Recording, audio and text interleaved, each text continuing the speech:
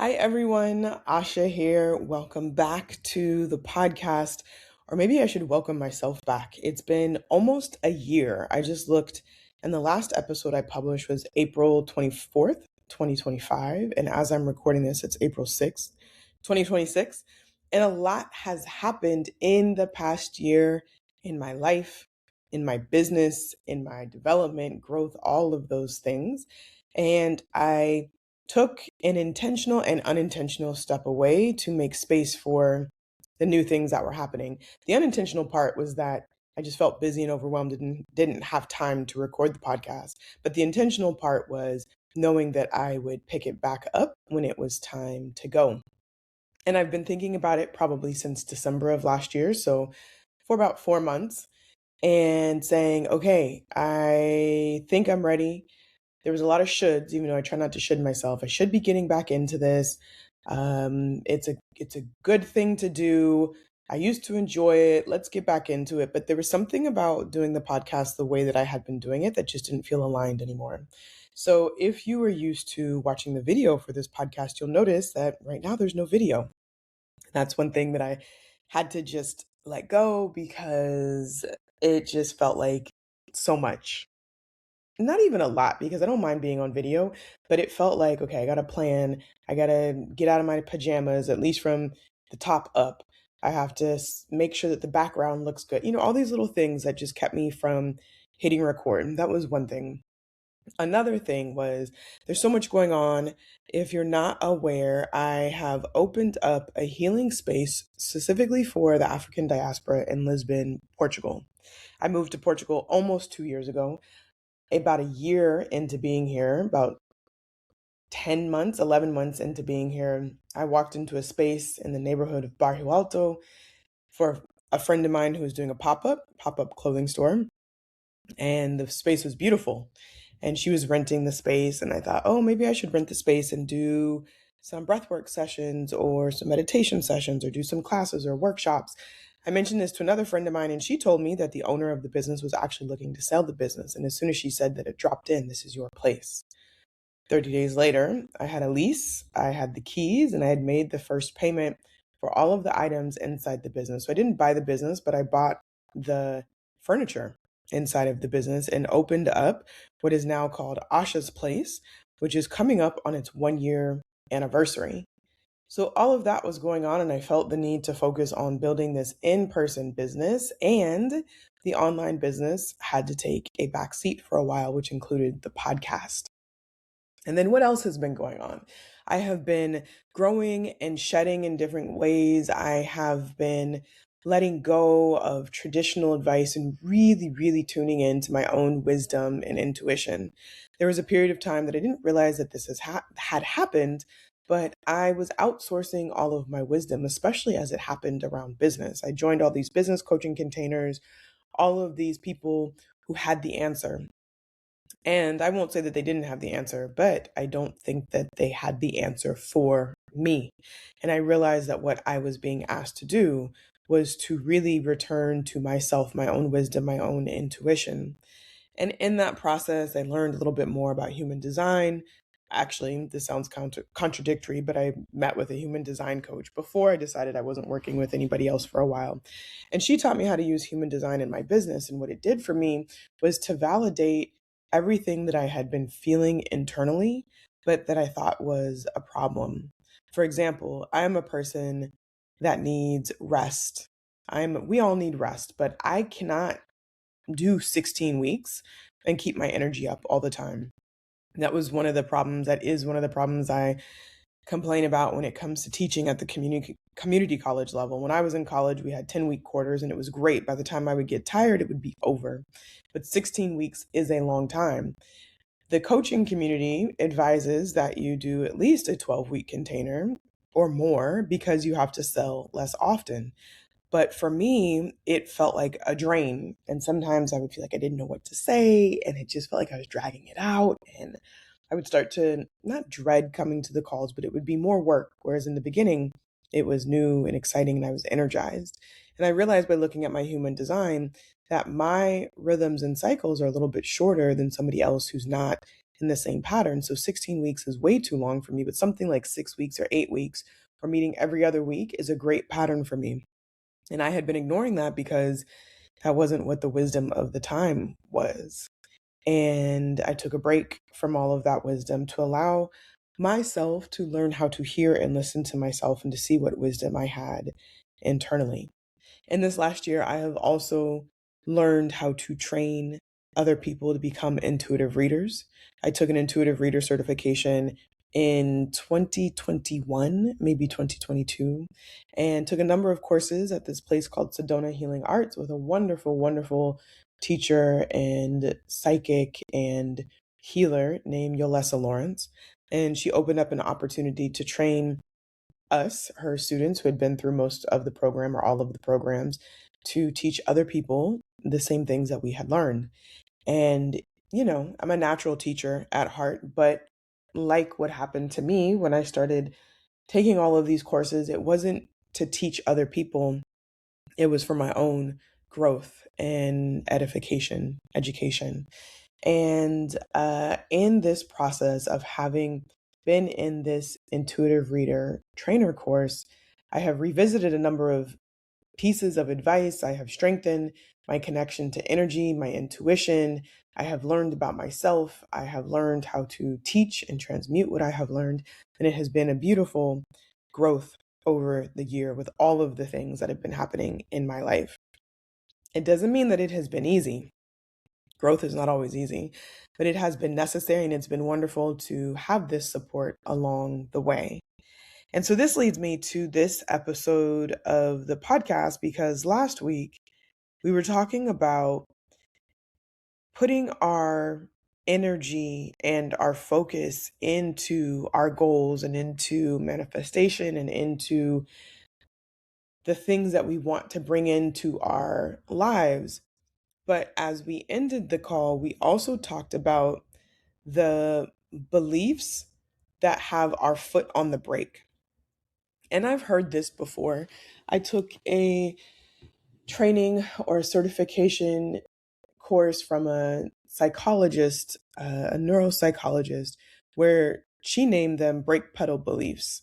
And I also read the book She Comes First by Emily Nagoski, where she talks about, in the bedroom or in sexuality, there's all of these things that we do to prepare to get us in the mood, but we don't think about all of the things that have our mood on the brake pedal or have brake our foot on the brake for the mood. So for example, it is one thing to say, I want to manifest $1,000 this month or €1,000 this month. But then we may be focusing on that, but then we also may have some beliefs that are like brake pedal beliefs that tell us that it's not safe to manifest that, or that we're selfish if we want $1,000 or €1,000, or that the work that's required will be harmful to us, like showing up on social media or marketing or talking about our offers or whatever. And having revisited this conversation this past Friday, I felt like it was really important to share that it's not just about what we say that we want to do that's going to get us there. Even though that's a part of it, we need to focus our mind and our intuition and, really move in the direction that we want to go. But we also need to be aware of the beliefs that are stopping our progress. And the hard part about this is that you can still be moving forward and not recognize the impact that your brake pedal beliefs have on you. So, for example, this past year, I have built a business in Lisbon that is focused on healing for the African diaspora and for anybody else who is comfortable with Black people and our stories and our needs being centered as a part of healing. And I'm at this point where there's more reputation than revenue, in full transparency. And I'm thinking about what are the things that need to be done to actually move the needle for revenue and to get more people in. Because there's recognition on social media, but that doesn't necessarily translate into people coming into the studio. And one of the things that I've been thinking about is creating more opportunities for people to get to know me, my beliefs, how we do things, which is also another reason why I am back on this podcast to create more of a relationship with you so that we can be in relationship before you actually come here to Lisbon.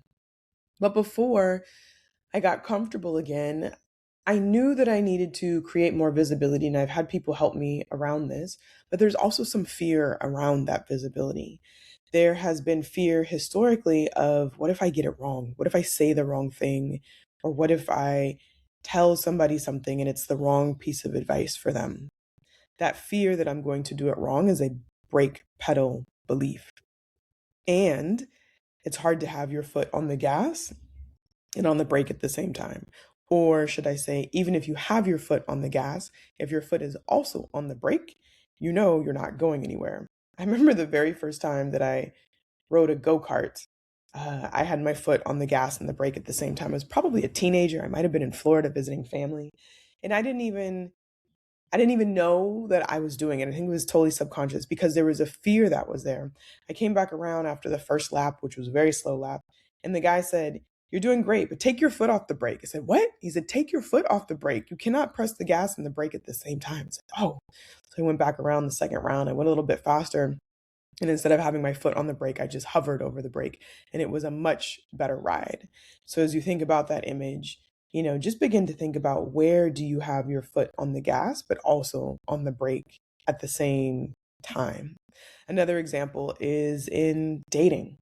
I say that I want a long term relationship, and I do. I'm ready to get married again. I'm ready to start a little family. I'm ready to do this thing called life with a partner. And also, I'm scared, y'all. I'm scared. I'm scared that I am going to get taken advantage of. I'm scared that I'm going to choose the wrong person.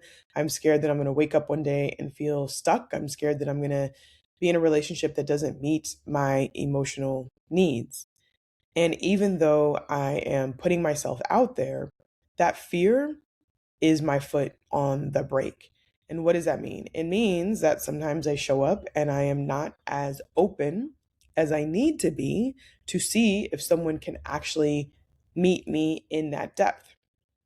It's like saying, "Hey, there's a swimming pool, it's 10 feet deep. Can you touch the bottom?" But then you don't open the cover on the pool to see if anyone can touch the bottom because you're afraid that they can't. How are you going to know if you don't open up? Brake pedal belief, right? Let's see if I can think of a third example. I want to travel again. Now, let me give you a better example. I am really, really desiring to sell my house in Oregon. I bought the house from my dad's trust when he passed away, and he passed away in 2020. I bought it in 2021, I believe. I have had issues for the past year with repairs and squatters and this and that and the other thing. And it has been so frustrating to say the least, especially as I'm building this life over here in Lisbon. And I have spoken with a couple of real estate agents, and I found myself minimizing what I wanted because it didn't align with what the real estate agents originally thought in terms of price. And I was going to go with a real estate agent who had a lower price because it felt like it would be the easier route. And then I had this realization, Asha, don't go with what's easy, actually go and get what you want. And I had to stop and think, why was I afraid to go and get what I want? Like what was behind that? Why was I trying to take the easy way out? And I had the realization that there was a subconscious belief, or there was a brake pedal belief that it was going to be so much work that even though the squatters are now paying, and so they're paying tenants, that it was going to be so much work to get them out when it was time for them to leave because it took 6 months to actually turn them in to paying tenants once I realized that they were on the property. And so I had this brake pedal belief that it was going to be too hard to get the number that I wanted in a sale. And so I might as well go the easier route, even though what I really want deep down is much more than that. So I had to do the work to understand that I had this brake pedal belief that was going to keep me playing smaller, that was going to keep me from actually getting even the real value of the house, um, let alone the value that I want for the house because of this brake pedal belief.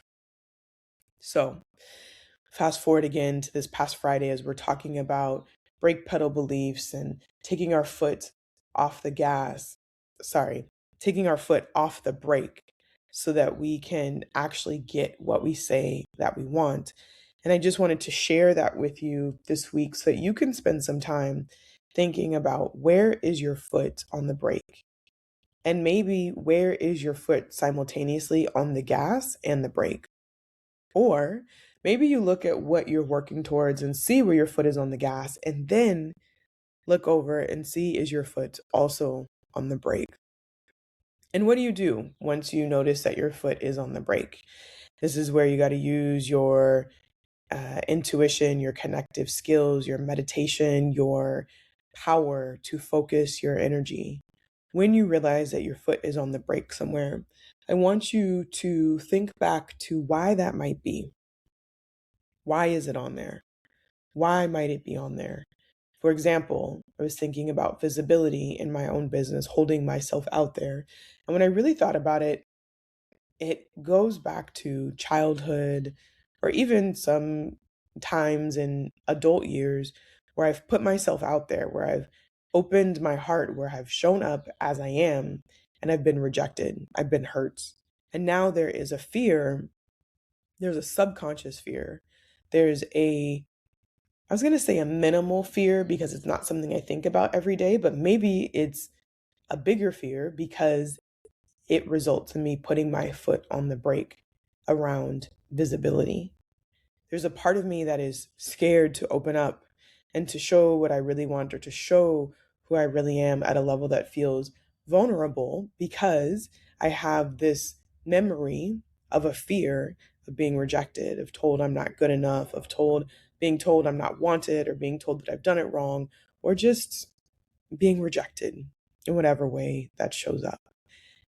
And so in my meditations this week, I am focusing on sending love to that situation and forgiving anybody, including myself, for any pain or discomfort or fear that arose in those moments of rejection. And I can't remember all the specific incidents. So I am allowing myself to recall what little Asha felt like in those moments, what that little girl experienced. Maybe I see the person who rejected me. I remember some elementary school friends. I remember sometimes it was my dad's comments. I remember sometimes it just was because I was the odd one out in school. And I send love to that situation. I send this white light, this energy, this purification energy to those situations. And then I imagine myself sending love into my heart, into the heart of that little girl that experienced those things. And then I even picture myself as my adult self, like in a mama format or mama form, holding my little girl self, holding like my 5 and 6 year old self, like a little kid would curl up into a parent's arms and snuggle. That's what I imagine myself doing. And just really holding and comforting that little girl that experienced that pain. And then I imagine both of us, old and young, sitting inside this bubble of white light and love and energy that becomes this bubble of protection so that those feelings, those experiences no longer penetrate my heart. And I sit there for a few minutes and just let that feeling sink in of love, of compassion, of forgiveness for wanting acceptance, for recognizing that I'm human, that there's nothing wrong with that, that that's just a part of who we are. And then I begin to feel that love cultivate in my body, that energy, and it feels incredible. It feels like a force that will allow me to do anything that I want, which is absolutely beautiful. And then once I've done that, I think about all the things that I'm working towards. I think about people coming to my retreat at the studio, my solo retreat for busy, burned out women who are looking to reconnect to themselves and figure out what's next in life. I think about my group program that I am running right now called Reset, which is about reconnecting women to their intuition and into their bodies and learning how to filter decisions through what they feel and not just what they think. I think about the family that I want to have in the future. I think about all of the things that I want now that I have neutralized my foot on the brake in terms of visibility. And I begin to pull those things in, I begin to feel them in my body. And it is a deeper, more profound transformation embodiment than it has ever been before because I have taken my foot off the brake. I have told myself, not just told myself, I have allowed myself to feel safe before I think about the manifestation so that the manifestation can reach deeper levels in my body. It feels like the cells are changing.